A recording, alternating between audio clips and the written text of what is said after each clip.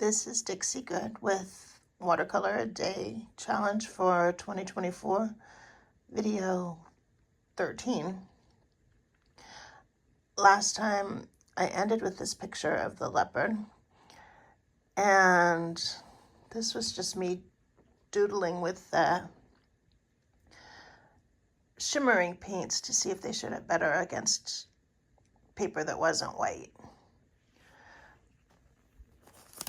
I haven't found time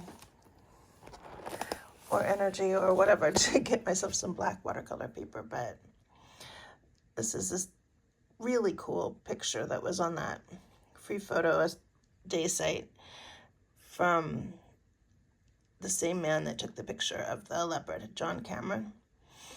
And his photograph is much darker, and I think this would look really, really cool on black paper. And this is a picture with a little bit of a photocopy added onto it. So this was my husband's childhood home.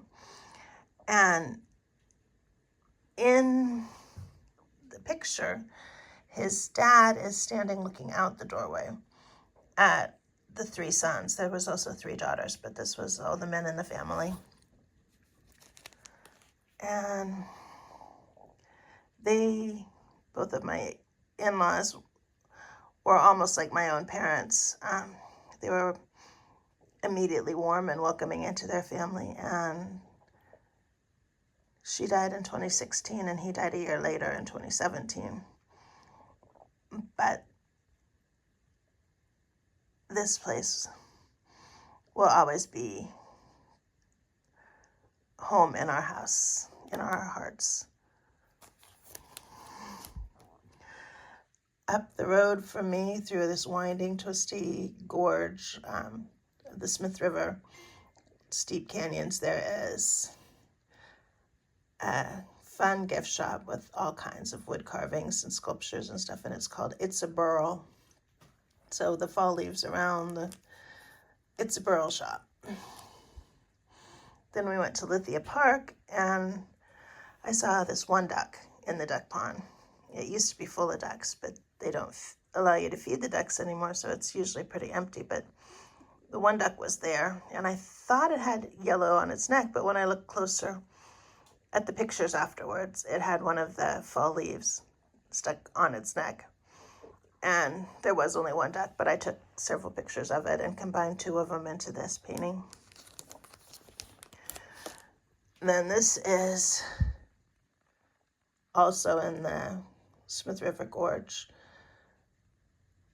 driving up about 10 miles from where Highway 199 begins, the Smith River in the fall, before the rains come back.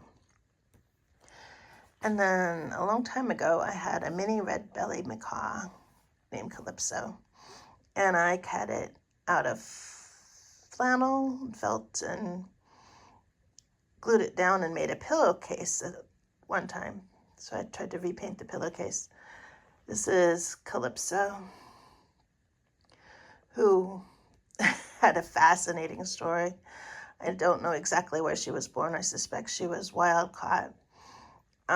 She didn't trust anybody and had lots of reasons not to. Like one time she had escaped from her owner, flown up onto a telephone line, and they called the fireman, who got her down by spraying her in the chest with the fire hose, and she fell and broke her beak. And by the time I met her, she was for sale in a pet store and tried to bite everybody that came near, until I walked in the door and she said hello and leaned over and climbed up on my hand. And from then on, she was my baby. Then where I live, there's two big lighthouses, but in 1865, they hadn't been built when the Brother Jonathan shipwreck happened. It left our town of Crescent City overloaded, had camels and over 200 people and a bunch of gold coins for paying workers up the coast a bit.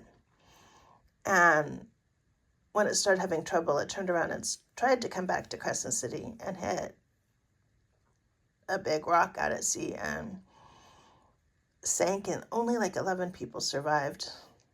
They had enough lifeboats, but the storm was pretty intense.